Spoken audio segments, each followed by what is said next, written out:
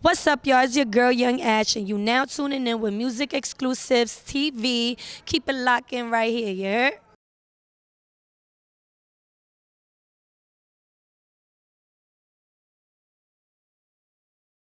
What's poppin', y'all? It's your girl, your Judy, your boy Gabe, aka Cutie, and we are here at day 3 of the Revolt Summit here in Atlanta, Georgia. Y'all, it's going to be so many gems that they're going to be dropping today. We're talking about fashion. We're talking about growing in Atlanta. We're talking about mental health, specifically with men as well, with the likes of NLE Choppa, Killer Mike, and 2 Chainz all on the panel for all of these discussions. Make sure that y'all keep it locked here on Music Exclusives TV YouTube channel. Make sure that you also like, subscribe, comment, and click that notification bell. See y'all soon.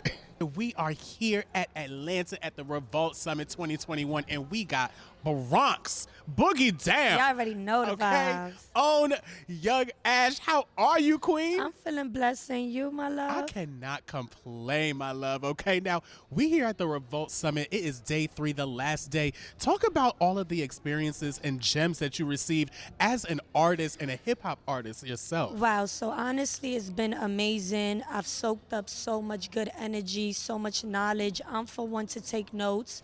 So I was able to learn from the experience of major artists, major legends, major publicists, that everything starts with nothing.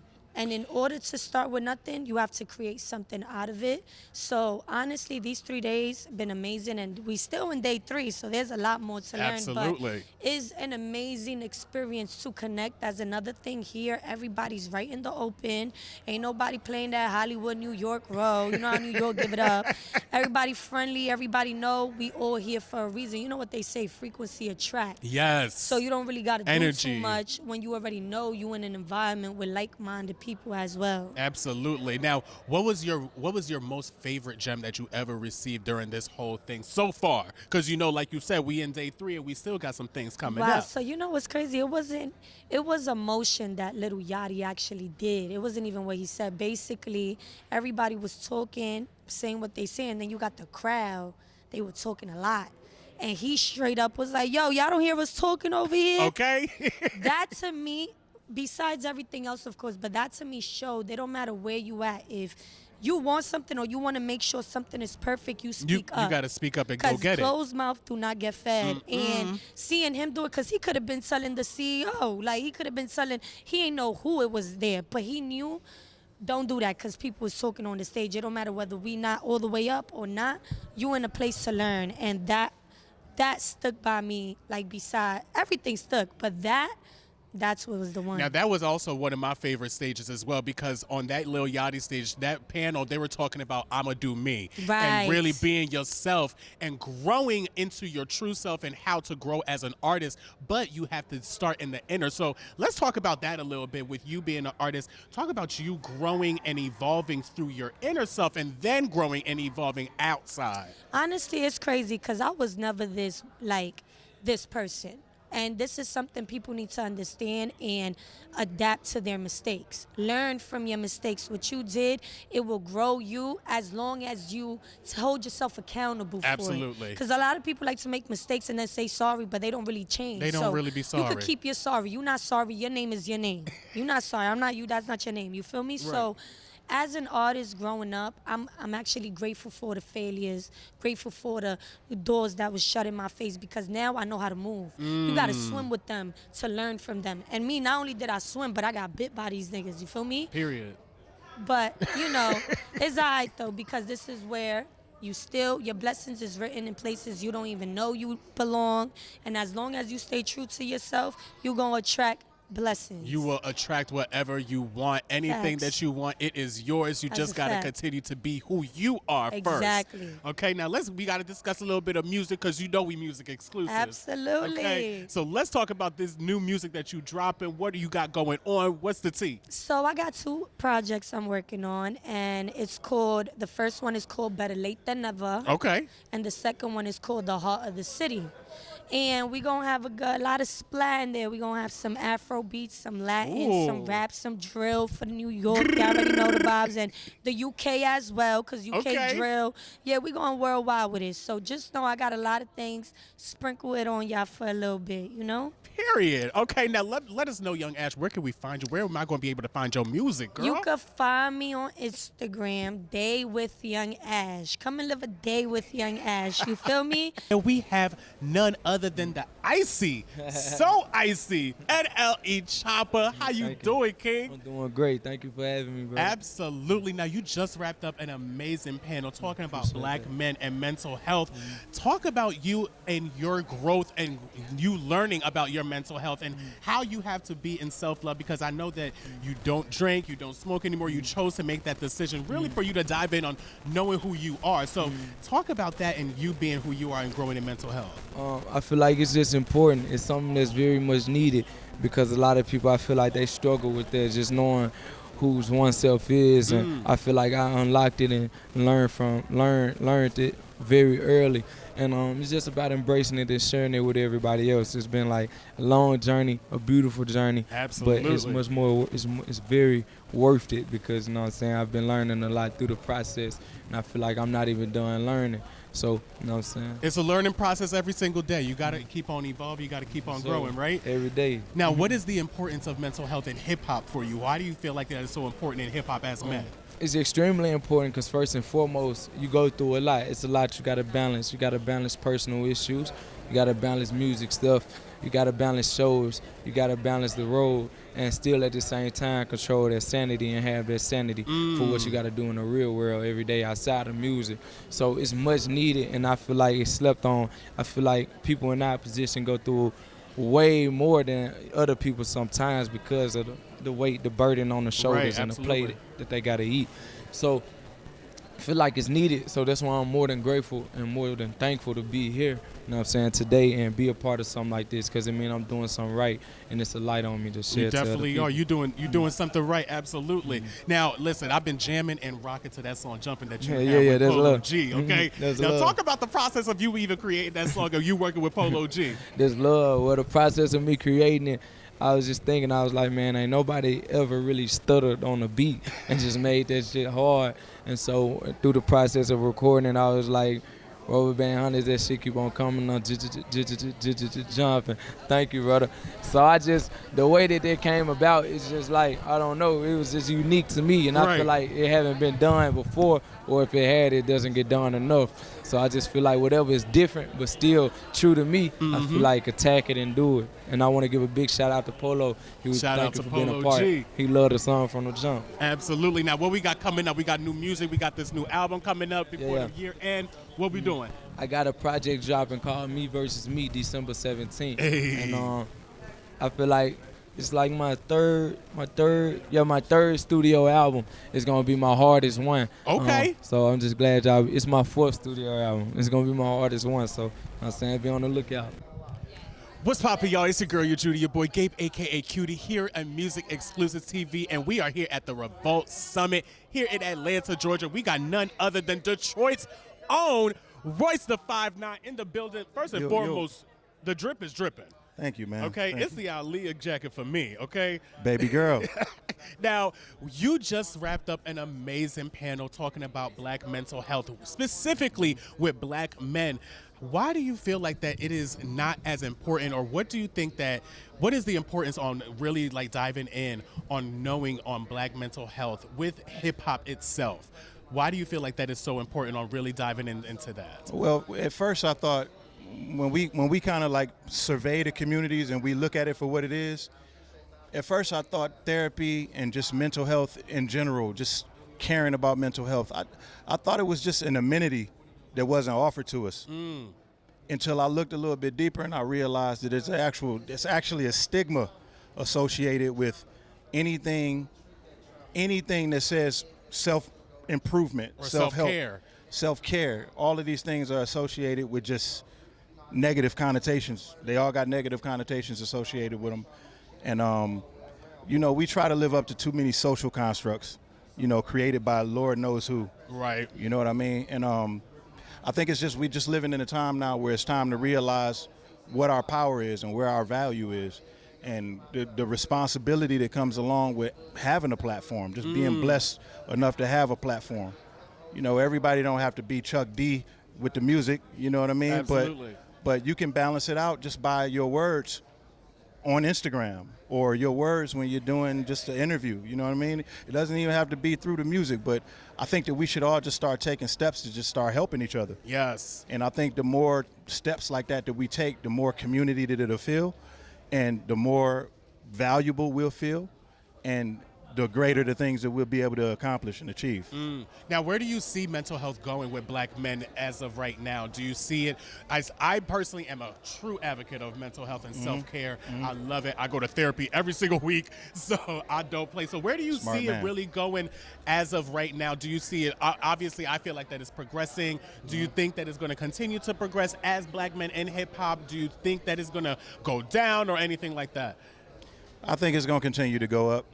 And I think where we are right now, the only way to go is up. Absolutely. You We know what have I mean? to. I don't think that it can get worse. I don't think that it can get any worse. I think that we're living in a time now where we have access to the most information that we've ever had access to, and we know the least that we've ever known. Absolutely. You know, so I think that we're waking up slowly but surely, and we're starting to spread the word. The right people are starting to spread the word, and it's hitting our communities, and we're realizing that it affects all of us, not just certain groups of us, but all of us. You know, be that the cool crowd, the LGBTQ community, any community that you can think of, it affects all black people. Everybody, absolutely. You know what I mean? So it's like I think that once we start to get a feeling of just village, tribe, community, once we start feeling like that and we start reaping the benefits of just doing things in solidarity, I think that we're going to be in a way better place, and I think that's the direction that it's headed. Absolutely. Now, Royce, listen, we've been missing your voice out here in these hip-hop streets. Do you have any more music coming up, any new music coming in the new season, in the new year, before the new year? What we got popping? Yeah, the music is easy, you know. That's the easy part. It's just, you know, the world is real messed up. It's real messed up right now. You know what I mean? I'm extremely distracted. Extremely distracted, and I just kind of do, you know, what my heart tells me to do, you know. And right now, my heart is in community. Right. It's in community, but the good thing is I'm at the studio every day. Okay, that's all that matters. You know what I mean? So it's not like I haven't been rapping. I just haven't got into an album yet. To do what you got to do. Yeah, but you know, if I wasn't like 30 albums in, you know what I Listen, mean? listen. It probably would be different, but it's like, man. You're a legend, so we'll continue to wait, King. Okay, we're gonna wait for that new music because we know it's gonna be fire. So you were saying that you are in community and you're doing stuff in your community. Now you're from Detroit. What are you doing specifically in that community of Detroit right now? Well, I started a foundation called the Ryan Montgomery Foundation. Okay. So the foundation is so I can launch as many initiatives as possible, and basically provide and serve the underserved in our communities. I love so that. the first initiative that I launched was a mental health initiative. Okay. And I developed a hotline, 1-833-ROYCE-59. So basically, you can call that number if you live in the greater Detroit area, you live in Michigan. You can call that number. I partnered up with an organization called NAMI. It's the biggest organization in the country that deals with mental health. And I also partnered up with another company called CNS.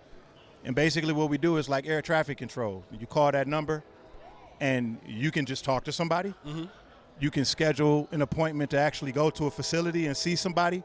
And we just do air traffic control. We just delegate people to where they need to go. Basically. And we want to eventually get it to a point where when you dial 911, the first responder will be somebody that deals with mental health as opposed to somebody that's going to come blow your head off. Right. Yeah. I love that.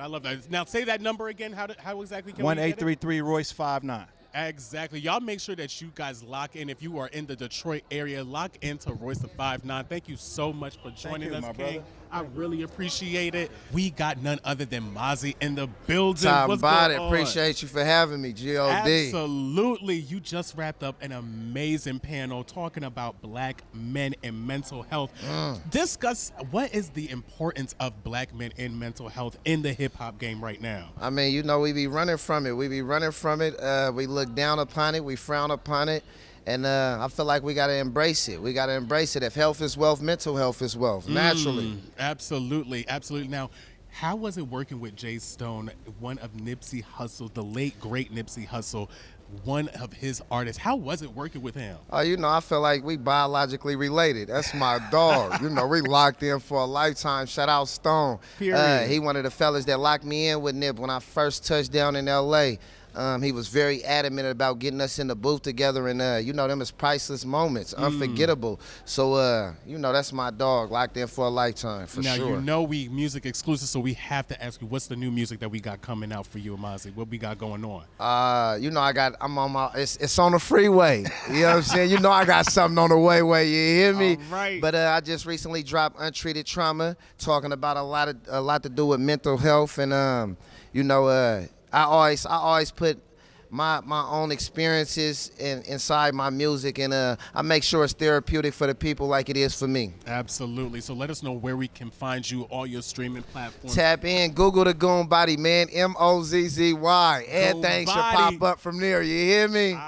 What's poppin', y'all? It's your girl, your Judy, your boy, Gabe, a.k.a. Cutie from Music Exclusives TV, and we are here, you already know, at the Revolt Summit 2021 here in Atlanta. We got none other than the publicist extraordinaire. You know, it's your girl Marie Driven here. I can't give you the intro like him, but at least my smile is right because I got it done in DR. Look.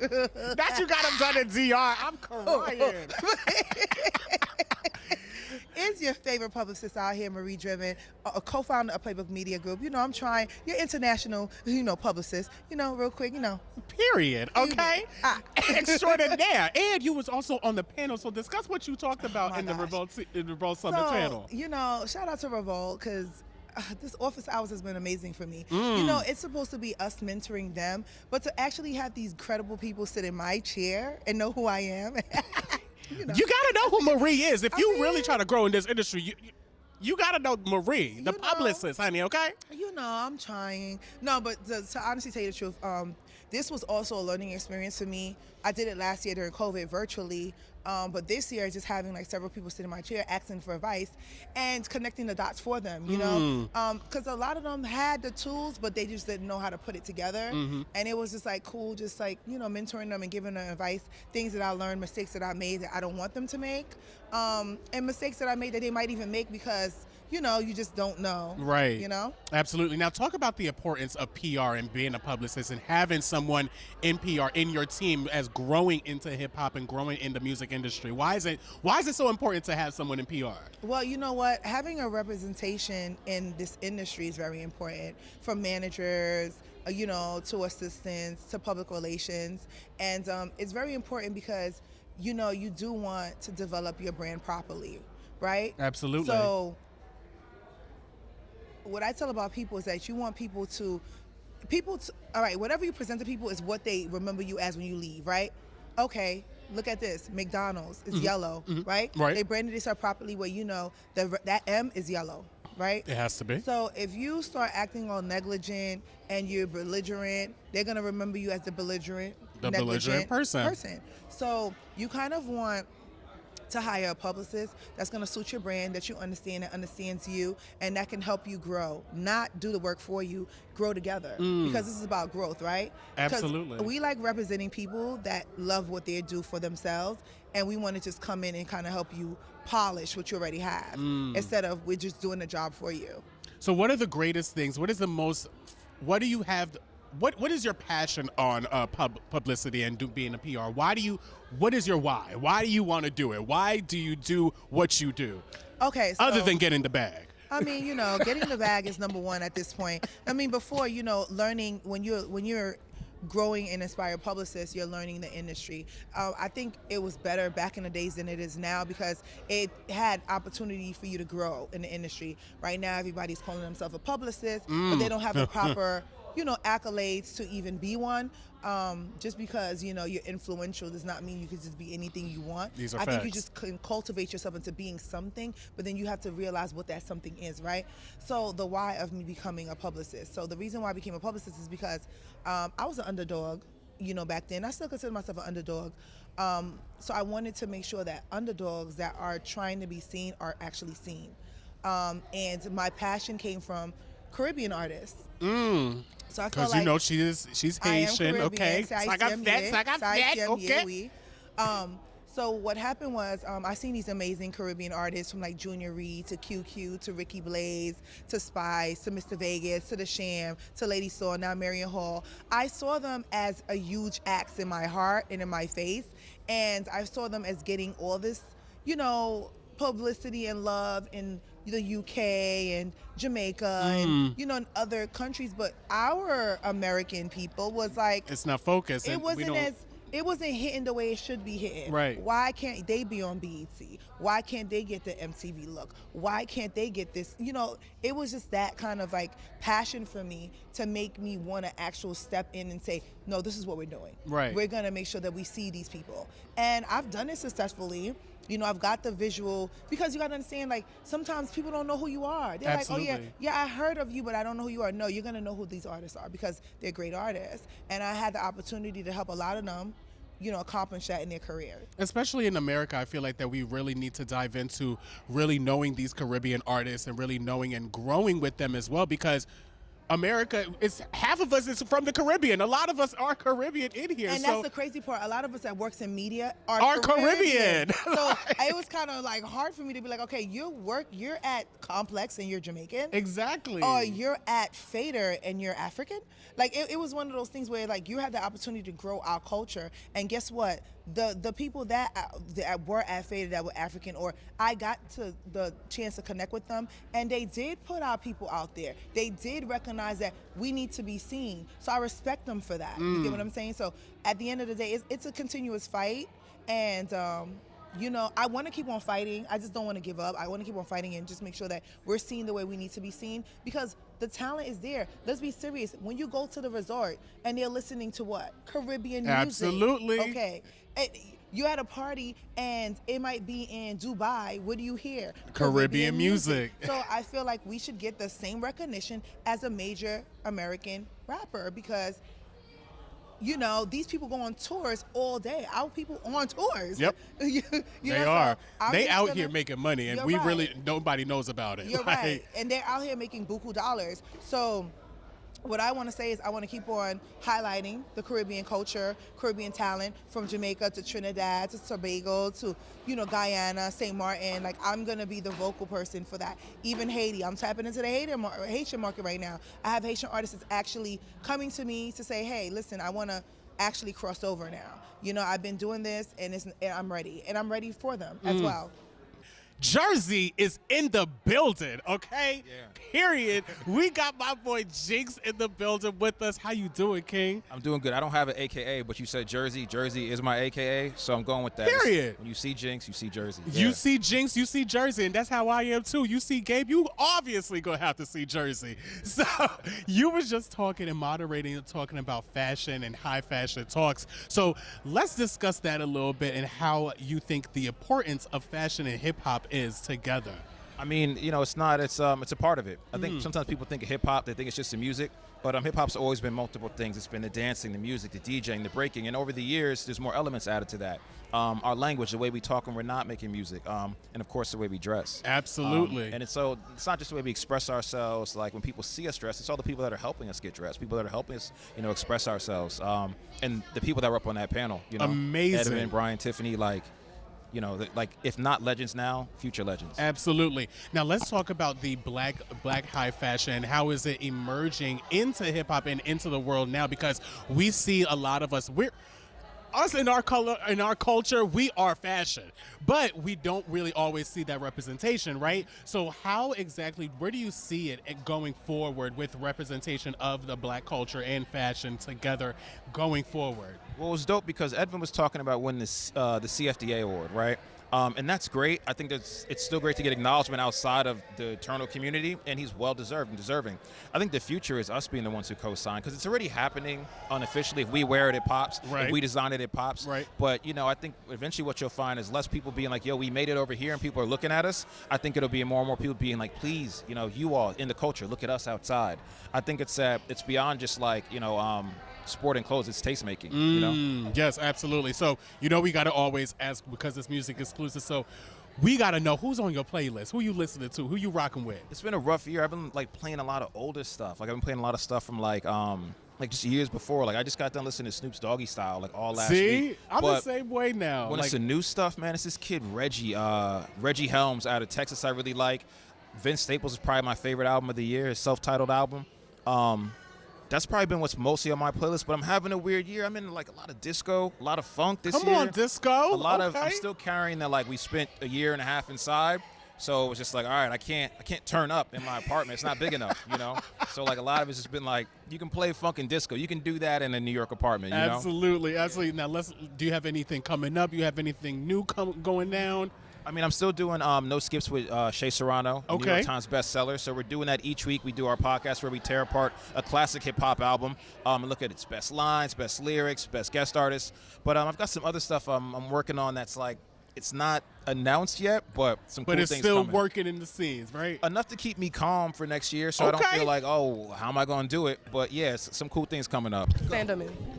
Hey guys, I'm Jaleesa Raquel, checking in with music exclusives. I'm on the red carpet here at the Revolt Summit 21 with Toby Sanderman. Did I say it right? You did it well. I got it right. Yeah. So we're here talking about the game. They're coming back after how many years of a hiatus? We get a new season. Ooh. It's been 9. Yeah, I was young. I was young. Very, very young. Before I had a beard. So now you get to come back before you had a beard. Now you get to come back and you be on the new season after the reboot. So what are we going to expect when you're a character? What's your role on the show? Well, I don't want to spoil anything, but I am number 1 in the league. I play a defensive player, and I get to play with my British accent, which a lot of people aren't used to because I was playing on Raising Kanan with an American accent. But yeah, this time I get to play a British accent, which I'm very excited about doing. And, we get to have some fun here. The game is known for that. It was the hottest show on cable. And then now we get to come back, and hopefully the new players can bring something to it. So I'm hoping that I can bring a little flair to it and just add to the legacy that is the game. I love it. And what are you currently listening to on your playlist right now? This is music exclusive, so we got to know what you vibe to. You're going to make me look bad. I love trap music, but I'm also half Jamaican, so there's a lot of Caribbean influence there. I love Movado, Vibes Cartel. On the way here, I was listening to Lil Baby. Wow. So you just, absolutely. Little diverse. Lil Durk. You're diverse. Absolutely, definitely. Okay, and let everyone know what fans can really expect with this new season. Well, it's definitely going to be fun. We try to make people laugh. It's a dramedy for sure. But there's what I love about the OGs, what they bring to it is familiar characters. It's fairly grounded, but at the same time, like I said, it's fun. I think people want to come home, sit down, and enjoy themselves, and I think that's what we bring to it. Hopefully, that's what we bring to it. Well, I can't wait to check it out tonight. Congratulations. Thank you very much. The game is back, and we're checking out with musicexclusives.com. Talking to Vaughn, he is the showrunner for the game, and they return tonight. So I'm super, super excited about that. And I just want to know what inspired you to bring the show back after all these years. The fans have been complaining. Why now? Well, I think now is the right time, talking to Mara and Salim and just saying, hey, what's different about the world now? Post-George Floyd, post-Kaepernick, post-Trump. All those things. It's like now it's a different era, it's a different world. And I think the iteration of where football players are in America and the women that support them, it was a perfect time to come back and try and say something about what's going on in the world. And I like to say that it's not just about what's going on in the world because, it's not through that lens. It's through the lens of individual characters. It's about what's going on in their life. Yes. And if you're talking about what's going on in our life, then you're talking about social issues that are also going on in the world. Yes, I love that you guys are going to come back and actually include storylines and topics that we are currently experiencing. Absolutely. I'm sure the pandemic and things will be mentioned as well. In episode 1, what about episode 1 is important for you to showcase? With this being the first episode back after so many years, what are we to expect tonight? Well, we have our DNA, our mantra, our kind of modus operandi, if you will, is familiar but fresh. familiar to all those cats out there who knew the game since 2006, and fresh to anybody who's wanting to come back and see it for the first time or through different eyes. And that's what we're trying to do. What's important about tonight, about that first episode, is that you see the evolution of each character. You see the evolution of Wendy's character, you know, what Tasha Mack is. You see the evolution of what Malik is. But then you get to see what these new characters are and where that journey is just about to start. All the wrinkles and twists and turns about what they're doing. So I think that first episode is about who are these characters, how are we setting them up, and where are they going on this journey of the game. Here with Annalisa, we're here to talk about the game. Yes, we are. All right, so let's talk about your role and what character you're going to be playing on the show. I am playing Raquel Navarro, and she is a singer-songwriter. She plays Brittany's best friend, and she's the light in the room. I love it. So you're going to be a fun, Yeah, character. Like, what yeah. can we expect from you in episode 1? It's the bestie. She gonna make you laugh. She gonna make you feel joyful, you know? I love it. So we're going to get some real girlfriend Hell energy yeah, on of this course. season. Of Okay, course. Guys, tell all of our fans where to check you out on social media and connect with you online. Oh, I would love to. You guys check me out at Annalisa Velez, Analisa Velez. Check me out and subscribe to my YouTube channel. Find me on Spotify, Apple Music, because I also rap and sing. And I hope to see you soon. With the one and only Wendy Raquel Robinson, a.k.a. Miss Tasha Mack. She is back. Back, baby. Baby, Back what can in we black. expect? Ooh, you can expect the unexpected. You know, we're going to tackle every kind of issue you can imagine. Of course, I'm still hustling. I still got my clients. But at the same time, you know, I'm a mom, I'm a woman, I'm black, and I'm dealing with a lot in a white man's world. I love it. Does that make sense? Yes, it Yeah. does make sense. You handle it a lot already with your business. So now we're going to get to see Tasha's character evolve as a wife, as a mother again. Yes, So yes. how are we going to see you really kind of change the Tasha Mack character in this new storyline? She's grounded, you know what I Yes. mean? So it's all of the snapbacks and the clapbacks, but they're coming from a very real place. Yeah. You know what I mean? So if I got something to say, you're going to understand that I really went deep to go there. Yeah. Does that make sense? It does. Yeah, it makes I- a lot of sense. I Yeah. can't wait to see. I mean, is it going to Thank be you. weird with Malik, you know, being an adult, and then you have a new child, and you have, you know, a new husband? How is that? Those It's not storylines even gonna a new mix? husband. Pookie been in my life forever. You know what I mean? Yeah. And black love is real. So we go way back, and I think you're gonna really, you're gonna love it. You're gonna love the new characters. You're gonna enjoy all of that new energy, and you're gonna have a really good time. On the red carpet with Adrian Ray. Hi. And the game is officially back tonight. Like, I'm so excited to see you and your character, how it's developed and changed in the new season. So what can fans really expect? Because, you know, you were younger in the first couple of seasons, and now we're back with season 10, and Brittany has grown. So what is Brittany doing in season 10? Brittany has grown, and there's been 2 other Britneys before me. What has changed? I think that Brittany is growing into a young woman, and the difference is that she's really trying to find her own path now. Whereas before, it was like she was under her dad's name, Kelly's name, and just going through whatever they told and doing whatever they said was best. Yes. But now she's really trying to find her own voice. Yes. And I think that's really the major change in Brittany that you'll see. Okay. And with Brittany stepping out in her adulthood, womanhood, in this new season, what career field or passion will she be pursuing as far as her career? Because, you know, your parents were already in sports and, you know, well established. So, like, what's your path? Because a lot of times I feel like when people come from well established or like families where their parents are in the forefront, you fall in the shadows. Exactly. So how will Brittany stand out in this new season? I think that Brittany, she's an entrepreneur. She's gonna get that money. Okay? Period. She's gonna get that money, and if she sees an opportunity, she's gonna make that money.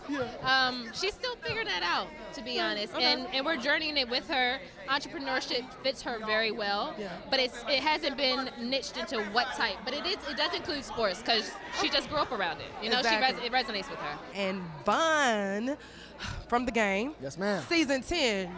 You're a new character. Season 10. Yes, Okay, I so am. let's talk about your new character and how you fit into this show after all these years. Yeah. What is your character going to be representing on the show?